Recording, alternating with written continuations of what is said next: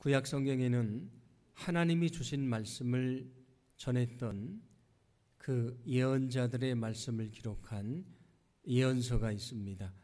오늘 제가 칼럼에 성경의 분류에 대해서 썼으니까 좀 잘 읽어보셨으면 좋겠습니다. 구약에 있는 예언자들은 크게 둘로 구분을 합니다. 우리가 잘 아는 이사야, 예레미야, 에스겔, 다니엘 이 네 사람을 대예언자다 그렇게 얘기를 합니다. 큰 대자를 써서 대예언자 그렇게 얘기를 하고, 호세아부터 구약의 마지막이 말라기지 않습니까? 거기 보면 12개의 예언서가 나옵니다.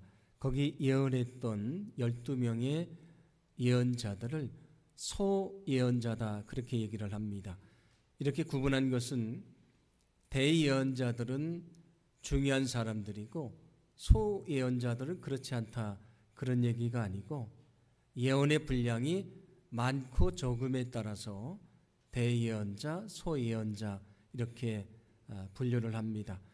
오늘 요엘서 말씀을 봉독해 드렸는데, 이 요엘이라고 하는 예언자는 소예언자에 속하는 사람입니다. 요엘이라고 하는 이름의 뜻은 여호와는 하나님이시다 그런 뜻이 됩니다. 요엘서를 읽어보면 그가 어느 시대에 활동을 했는지 정확히 나와 있지는 않습니다.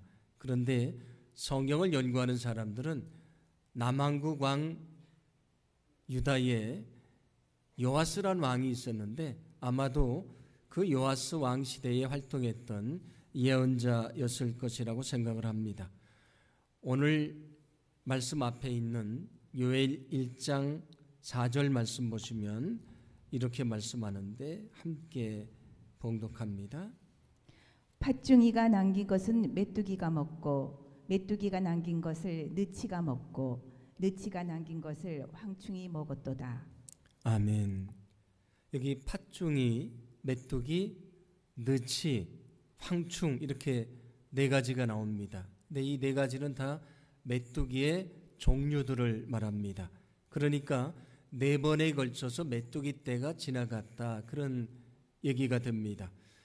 우리에게는 생소하지만 중동이나 아프리카에는 메뚜기 때가 지나갈 때가 있습니다. 메뚜기 때가 지나가면 식물이나 곡식이나 나뭇가지도 다 갉아먹습니다. 그래서 땅이 황폐해지고 큰 피해를 입게 됩니다. 그 피해가 굉장히 큰 것인데, 이스라엘 백성들이 출애굽을 할 때 10가지 재앙이 있었지 않습니까? 그 중에서 8번째 재앙이 메뚜기 재앙이었습니다. 자, 한 번도 아니고 4번에 걸쳐서 메뚜기 때가 지나갔으니까 얼마나 큰 피해를 입었겠습니까? 땅이 황폐해지고 만 것인데, 요엘 예언자는 이 메뚜기 때가 지나간 것은 하나님이 무엇인가를 하시고자 하는데 그것을 미리 예고하신 것이라고 말씀을 합니다. 그러면 하나님이 하시고자 하는 것이 무엇인가? 요엘 1장 15절 말씀인데 함께 봉독합니다. 슬프다 그날이여, 여호와의 날이 가까웠나니 곧 멸망같이 전능자에게로부터 이르리로다. 아멘. 여호와의 날이 가까웠다 말씀을 합니다. 여호와의 날은 어떤 날을 말하냐면, 성경에서 여호와의 날은 하나님이 심판하시는 날입니다. 이제 이스라엘 백성들이 죄악으로 하나님의 심판을 받고 멸망받게 될 것이다. 그날이 가까이 다가왔다. 그것을 예고한다는 말씀입니다. 심판을 예고하고 멸망이 가까웠다고 오늘 말씀합니다. 그런데 이스라엘 백성들만이 아닙니다. 성경은 의인은 없나니 하나도 없다고 말씀을 합니다. 아담이 하나님의 말씀을 어기고 선악과를 먹은 이후로 온 인류가 다 죄악에 빠지게 됐습니다. 우리는 다 죄인으로 태어나게 되는 것입니다. 아담의 후손으로 태어난 사람들은 다 죄를 가지고 태어납니다. 우리가 죄를 행해서 죄인이기 이전에 우리는 죄인으로 태어나는 것입니다. 만약에 죄의 문제를 해결하지 않으면 저 지옥불에 떨어져서 영원히 고통받을 수밖에 없는 것입니다. 이 문제를 해결해야만 우리가 저 아름다운 천국에 들어갈 수가 있습니다. 그러면 어떻게 죄의 문제를 해결할 수 있는가? 어떻게 우리가 그 심판을 면할 수 있는 것인가? 예수님은 누가복음 13장에서 두 가지 얘기를 사람들과 나누십니다. 첫 번째 얘기는 헤롯 왕이 갈릴리 사람들을 많이 죽였던 이야기를 합니다. 두 번째는 실로암 망대가 무너져서 18명이 거기 깔려서 죽게 됐습니다. 그때 예수님이 사람들에게 이렇게 묻습니다. 너희들이 생각하기에 그 사람들이 너희들보다 더 죄가 많아서 죽었다고 생각하느냐? 그러면서 그들에게 이렇게 말씀합니다. 누가복음 13장 5절 말씀인데 함께 봉독합니다. 너희에게 이르노니 아니라 너희도 만일 회개하지 아니하면 다 이와 같이 망하리라. 아니라 너희도 만일 회개하지 아니하면 다 이와 같이 망하게 될 것이다. 우리는 흙에서 왔기 때문에 흙으로 돌아가게 되어 있습니다. 누구나 다 죽음을 맞이합니다. 저도 여러분도 마찬가지입니다. 누구도 예외가 되지 않습니다. 그러나 중요한 것은 죽음으로 끝나지 않습니다. 성경은 분명히 죽음 이후에 심판이 있다고 말씀을 합니다. 만약에 우리가 죄의 문제를 해결하지 않으면 저 영원한 지옥불에 떨어져 영원히 고통받게 될 것입니다. 그러나 우리가 의롭다고 인정을 받으면 저 아름다운 천국에서 영원히 살게 될 것입니다. 어떻게 그 심판을 면할 수 있는가? 어떻게 우리가 의롭다고 인정을 받을 수가 있는 것인가? 우리가 정말 죄인인 것을 깨닫고 우리가 진실하게 회개할 때에 저 예수님의 십자가의 은혜로 우리의 모든 죄를 사해 주시고 우리를 의롭다고 인정해 주시고 우리를 구원해 주시며 저 천국 백성이 되게 하신다는 사실을 믿으시기를 바랍니다. 그러므로 구원의 출발점은 회개라고 하는 것입니다. 내가 죄인인 것을 진정으로 인정하고 회개한 자만이 저 십자가의 은혜로 용서받을 수가 있기 때문입니다. 그러면 진정한 회개는 무엇인가? 누가 정말 죄 용서를 받을 수 있는 진정한 회개를 드리는 사람인가? 오늘 성경은 우리에게 그것을 아주 중요하게 말씀해 줍니다. 오늘 말씀을 통해서 진정한 회개가 무엇인지 생각하고 또 믿음의 결심을 하는 그런 귀한 시간이 되기를 간절히 소망합니다. 오늘 12절은 이렇게 말씀합니다. 함께 봉독합니다. 여호와의 말씀에 너희는 이제라도 금식하고 울며 애통하고 마음을 다하여 내게로 돌아오라 하셨나니. 아멘. 오늘 이 말씀을 묵상하다가 제 눈에 들어온 말씀은 이제라도라고 하는 말씀입니다. 이제 이스라엘 백성들이 심판을 받게 되어 있고 멸망받게 될 것이다. 그렇게 말씀을 하니까 백성들이 마음에 생각을 합니다. 이제 모든 것이 다 끝났구나. 우리에게 더 이상 희망이 없는 것이구나. 그렇게 생각을 합니다. 그런데 하나님이 오늘 말씀하십니다. 모든 것이 끝난 것이 아니다. 너희에게 아직 기회가 남아있다. 이제라도 너희가 내게로 돌아오라. 그리하면 내가 너희를 용서해 줄 것이다. 아직 너희에게 기회가 남아있다. 아직 너희에게 희망이 남아있다고 말씀을 합니다. 어떤 사람에게 희망이 남아있습니까? 자기의 죄를 인정하며 회개하는 자에게 여전히 기회가 있는 것입니다.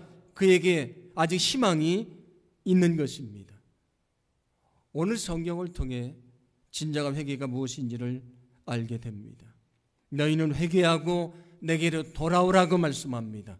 회개가 무엇인가? 회개는 하나님께로 돌아가는 것을 말합니다. 하나님께로 돌아오는 것이 진정한 회개라고 하는 것입니다.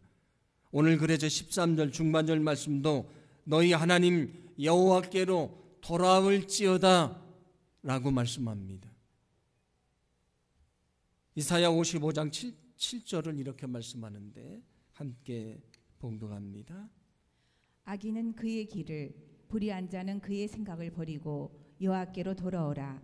그리하면 그가 긍휼히 여기시리라. 우리 하나님께로 돌아오라. 그가 너그럽게 용서하시리라. 아멘. 너의 모든 불의한 것을 버리고 하나님께로 돌아오라. 그리하면 너희를 용서해 주시리라. 이것이 주님의 말씀입니다. 히라보로 죄라는 단어는 하마르티아인데 이 뜻은 궤도에서 이탈하다, 관역에서 벗어나다, 그런 뜻입니다. 하나님에게서 떠나간 것, 하나님의 뜻을 벗어난 것이 죄입니다. 반대로 회개라는 것은 메타노이아라고 하는 단어인데 이것은 가던 길에서 돌이키다, 마음을 돌이키다, 그런 뜻입니다. 죄는 하나님에게서 떠나가는 것이고요, 회개는 하나님께로 다시 돌아오는 것입니다. 누가 그 심판을 면할 수 있는가? 누가 멸망을 당하지 않을 수 있는가? 우리가 죄인인 것을 인정하고 진정으로 회개하는 자만이 십자가의 은혜로 용서받고요, 그가 구원받아서 하나님의 백성이 된다는 사실을 믿으시기를 바랍니다. 회개라는 것은 무엇인가? 우리가 세상 길로 가다가 가던 길을 멈춰서고요, 180도 돌아서 하나님께로 오는 것, 그게 회개라고 하는 것입니다. 여러분은 정말 세상에서 돌이키셨습니까? 여러분은 정말 하나님께로 돌아오셨습니까? 주님이 말씀하십니다. 너희는 하나님과 재물을 겸하여 섬길 수 없느니라. 너희는 하나님과 세상을 섬기며 살 수가 없다는 것입니다. 하나님 아니면 세상인 것입니다.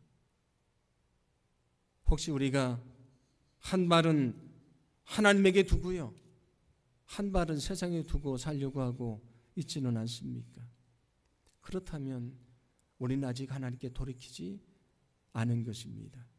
여러분, 진실하게 회개함으로 하나님께 돌아오기를 간절히 소망합니다. 만약에 돌아오지 않았다면 오늘 이 시간이 하나님께로 돌아오는 시간이 되기를 간절히 소망합니다. 우리가 진실로 나의 죄됨을 인정하고 우리가 진실로 회개할 때에 우리를 용서하시고요, 우리를 의롭다고 인정해 주시고 우리를 저 아름다운 천국으로 인도해 주실 줄로 믿습니다. 누가 진노를 피할 수 있는가? 누가 심판을 면할 수 있는가? 누가 멸망에서 자유로울 수 있는가? 진심으로 회개하는 사람입니다. 우리가 진정 주님 앞으로 돌아올 때에 주님이 기뻐하시고요, 우리를 받아주시고 우리를 저 영원한 지옥에서 저 영원한 천국으로 인도해 주시는 놀라운 은혜를 베풀어 주실 줄로 믿습니다. 13절 전반절 말씀 보시면 이렇게 말씀합니다. 함께 봉독합니다. 너희는 옷을 찢지 말고 마음을 찢고 너희 하나님 여호와께로 돌아올지어다. 아멘. 너희는 옷을 찢지 말고 너희 마음을 찢으라고 말씀을 합니다. 구약성경을 보시면 매우 슬픈 것, 그리고 회개하는 의미로 옷을 찢었습니다. 여호수아 말씀을 보시면 여호수아는 이스라엘 백성들이 아이성을 공격했다가 실패를 합니다. 이스라엘 백성들의 죄 때문에 그런 것을 알게 되고요, 여호수아는 어떻게 하냐면 옷을 찢고 땅에 엎드려서 티끌을 뒤집어 쓰고 날이 저물도록 통곡하며 회개했다, 그렇게 말씀을 합니다. 아합 왕이 나봇의 포도원을 빼앗는데 그때 엘리야 선지자가 말합니다. 그 죄로 인해서 하나님이 당신을 심판하실 것입니다. 그러니까 아합 왕이 옷을 찢고요, 굵은 베옷을 입고 그리고 금식했다, 그렇게 말씀을 합니다. 구약에서 옷을 찢는 것은 회개를 의미합니다. 그런데 옷은 찢었습니다. 옷은 찢었지만 그 마음을 찢는 진정한 회개를 하지 않으면 아무리 많이 옷을 찢어도 그는 용서받을 수가 없는 것입니다. 하나님이 원하시는 것은 옷을 찢는 형식적인 회개가 아니고요, 자기의 마음을 찢는 진정한 회개를 원하시기 때문입니다. 오늘 성경은 진정한 회개가 무엇인지를 말씀해 줍니다. 옷을 찢는 형식적인 회개가 아니고요, 마음 깊은 곳에서 내가 정말 죄인인 것을 깨닫고 마음을 찢는 진정한 회개를 원하신다는 것입니다. 여러분, 진정한 회개는 마음을 찢는 것임을 믿으시기 바랍니다. 진정한 회개는 마음을 찢는 것입니다. 아무리 옷을 찢어도 마음을 찢지 않으면 용서받을 수가 없는 것입니다. 시편 51편 17절은 이렇게 말씀합니다. 함께 봉독합니다. 하나님께서 구하시는 제사는 상한 심령이라. 하나님이여 상하고 통회하는 마음을 주께서 멸시하지 아니하시리이다. 아멘. 하나님이 원하시는 제사는 상한 심령이라. 자기 죄 때문에 마음을 찢으며 통곡하고 눈물 흘리는 그런 제사, 그런 회개를 원하신다, 그런 말씀입니다. 구약 성경을 보면 죄를 사하기 위해서 제물을 드립니다. 짐승을 제물로 드리는데 제물을 쪼개어서 드렸습니다. 그런데 제물은 쪼개어 드립니다. 제물은 쪼개어 드리지만 그 마음을 찢는 회개가 없으면 용서받을 수가 없습니다. 아무리 많은 제물을 찢어도요, 아무리 좋은 제물을 찢어도 자기 마음을 찢지 않으면 용서받을 수가 없는 것입니다. 하나님이 원하시는 것은 우리의 마음을 찢는 진정한 회개이기 때문입니다. 그러면 진정 회개는 어떤 것인가? 오늘 성경은 몇 가지를 말씀하는데 오늘 12절 말씀을 함께 봉독합니다. 여호와의 말씀에 너희는 이제라도 금식하고 울며 애통하고 마음을 다하여 내게로 돌아오라 하셨나니. 아멘. 여기 먼저 금식하라고 말씀을 합니다. 우리는 음식을 먹지 않으면 살 수가 없습니다. 이건 생명하고 관계된 것이지요. 금식을 한다는 얘기는 내게 가장 중요한 것을 포기한다는 것을 말합니다. 그 얘기는 그만큼 간절하다, 그런 얘기입니다. 금식은 간절함을 말합니다. 어떻게 회개하라고 말씀합니까? 간절한 마음으로 회개하라, 그런 말씀입니다. 두 번째로 뭐라고 말씀합니까? 너희는 울라고 말씀합니다. 너희 죄 때문에 눈물을 흘리며 진실을 회개하라, 그런 말씀입니다. 과거에 우리나라 교회에는 눈물이 많았습니다. 성도님들 눈에서도 눈물이 참 많았습니다. 그런데 현대의 많은 그리스도인들은 눈물을 잃어버렸습니다. 더 이상 자신의 죄 때문에 눈물을 흘리며 통곡하지 않습니다. 가슴을 치며 회개하지 않습니다. 눈물이 메말라 버렸습니다. 하나님이 누구를 용서하시는가? 눈물로 회개하는 자를 용서하십니다. 성경은 또 뭐라고 말씀합니까? 너희는 애통하라고 말씀합니다. 죄 때문에 가슴을 치고 땅을 치고 통곡하며 기도하라는 것입니다. 네 번째로 마음을 다해 회개하라 말씀을 합니다. 형식적으로 회개하는 것이 아니고요, 마음을 찢는 회개가 용서받을 수 있기 때문입니다. 여러분, 정말 여러분의 마음을 찢는 진정한 회개의 시간이 있었습니까? 만약에 없었다면 오늘 이 시간이 여러분의 마음을 찢는 시간이 되기를 소망합니다. 우리가 정말 나의 죄됨을 인정하고 여기서 내 마음을 찢으며 진실을 회개할 때에 십자가의 은혜로 나를 용서하시고요, 나를 구원해 주실 줄로 믿습니다. 주님이 누구를 용서하시는가?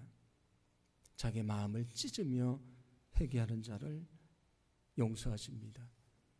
우리가 예수를 10년, 20년, 30년 일생을 믿었지만 정말 마음을 찢는 회개를 하지 못한다면 아무 의미가 없는 것입니다. 우리는 마음을 찢는 회개를 통해 용서받고요, 우리가 그렇게 소망하는 천국에 들어가는 귀한 축복을 얻어야 될 줄로 믿습니다. 오늘 13절 후반절은 이렇게 말씀합니다. 함께 봉독합니다. 그는 은혜로우시며 자비로우시며 노하기를 더디하시며 이내가 크시사 뜻을 돌이켜 재앙을 내리지 아니하시나니. 아멘. 하나님은 은혜로우시고 자비로우시고 노하기를 더디하시고 회개하는 자에게 뜻을 돌이켜 재앙을 내리지 않는다, 그렇게 말씀을 합니다. 하나님은 어떤 분이신가? 민수기 23장 19절을 보면 하나님에 대해서 몇 가지로 말씀합니다. 하나님은 거짓말을 하지 않으신다. 그 다음에 하나님은 후회도 안 하신다. 세 번째는 말씀하신 바를 반드시 실행하신다, 그렇게 말씀을 합니다. 하나님은 한번 마음 먹으신 것은 돌이키지 아니하신다, 반드시 행하신다, 그런 말씀입니다. 그런데 하나님이 유일하게 그 마음을 돌이키시는 것이 있습니다. 하나님은 마음에 정하신 것을 반드시 행하시는데 하나님이 그 마음을 바꾸시는 것, 돌이키시는 것이 딱 하나 있습니다. 무엇이냐면 회개할 때입니다. 회개할 때 그 마음을 돌이키십니다. 우리가 진정으로 회개할 때에 하나님이 우리에게서 마음을 돌이키시고요, 우리를 용서하신다는 사실을 믿으시기를 바랍니다. 하나님은 진실하게 회개하는 자를 용서하시는 분이십니다. 하나님은 진실하게 회개하는 자를 용서하신다는 사실을 믿으시기를 바랍니다. 누구든지 어떤 죄를 졌든지 그는 용서받을 수가 있는 것입니다. 그래서 성경은 이렇게 말씀합니다. 이사야 1장 18절 말씀입니다. 함께 봉독합니다. 여호와께서 말씀하시되 오라 우리가 서로 변론하자. 너희의 죄가 주홍 같을지라도 눈과 같이 희어질 것이요 진홍같이 붉을지라도 양털같이 희게 되리라. 아멘. 우리가 서로 변론하자. 너와 내가 내 죄에 대해서 진지하게 얘기하자, 그런 얘기입니다. 너는 내게 진지하게 내 죄를 얘기하라. 그러면 내 죄가 주홍색 같을지라도 눈과 같이 희게 될 것이다. 진홍같이 붉을지라도 양털같이 희게 되리라. 이것이 주님의 약속입니다. 여러분, 하나님은 우리가 진실로 회개할 때에 그 뜻을 돌이키시고 우리를 용서하신다는 사실을 믿으시기를 바랍니다. 회개하는 자를 용서하십니다. 그리고 오늘 14절 말씀처럼 회개한 자를 용서하시고요, 그에게 예비되어 있는 놀라운 큰 복을 내려주실 줄로 믿습니다. 우리가 진실로 주님 앞에 돌아오지 않았다면 오늘 이 시간이 주님 앞으로 돌아오는 시간이요, 우리의 정말 마음을 찢는 진정한 회개의 시간이 되기를 간절히 소망합니다. 오늘 이곳에서 우리를 만나 주시고요, 내가 너를 용서한다, 이제 됐다, 너는 구원받았다, 저와 여러분의 마음속에 그 구원의 확신을 허락해 주실 줄로 믿습니다. 우리는 죄악으로 다 죽을 수밖에 없는, 멸망받을 수밖에 없는 사람들입니다. 구약 성경을 보면 죄를 사하기 위해서 짐승을 제물로 드렸습니다. 그런데 예수님은 저 십자가에 달려 죽으심으로 완전한 제물이 되셨고요, 완벽한 제사를 드리셨습니다. 내가 죄값으로 저 십자가에 죽어야 되는데 예수님이 나를 위해 대신 십자가에 달려 죽으셨습니다. 이제는 우리가 죄된 것을 인정하고 진심으로 회개할 때에 저 십자가의 보혈의 은혜로 우리의 죄를 용서하시고요, 우리를 하나님의 자녀로 삼아주신다는 사실을 믿으시기를 바랍니다. 내 힘이나 능력이 아니고요, 예수님의 저 보혈의 피로 내가 구원받아서 하나님의 자녀가 되는 것입니다. 그래서 에베소서 1장 7절도 이렇게 말씀합니다. 함께 봉독합니다. 우리는 그리스도 안에서 그의 은혜의 풍성함을 따라 그의 피로 말미암아 속량 곧 제사함을 받았느니라. 아멘. 우리는 예수님이 저 십자가에서 흘리신 보혈의 피의 은혜로 구원받아서 하나님의 자녀가 되었습니다. 우리가 지금 사순절기를 보내고 있습니다. 예수님이 십자가에 달려 죽으신 것을 기억하는 절기를 보냅니다. 왜 예수님이 십자가에 죽으셨는가? 저와 여러분의 죄 때문에 죽으셨습니다. 이번 사순절기가 우리가 얼마나 철저히 죄인인 것을 깨닫고 주님 앞에 엎드려서 정말 마음을 찢는 진정한 회개의 시간이 되기를 간절히 소망합니다. 그때 우리를 용서하시고 우리를 의롭다고 인정해 주시고요, 우리에게 너는 구원받았다, 너는 천국 백성이 됐다고 하는 그런 믿음의 확신을 우리에게 허락해 주실 줄로 믿습니다. 진정한 회개가 무엇인가? 마음을 찢으며 하나님께로 돌아오는 것입니다. 하나님은 죄악에 빠진 이스라엘 백성들에게 에스겔 33장 11절에서 이렇게 말씀하는데, 이 말씀은 아직도 세상의 죄악 속에 살고 있는, 그리고 온전히 주님 앞에 돌아오지 못한 우리를 향하신 주님의 말씀입니다. 제가 그 말씀을 봉독해 드립니다. 이 말씀을 들으시기 바랍니다. 에스겔 33장 11절입니다. 이스라엘 족속아, 돌이키라. 너희 악한 길에서 떠나라. 어찌 죽고자 하느냐.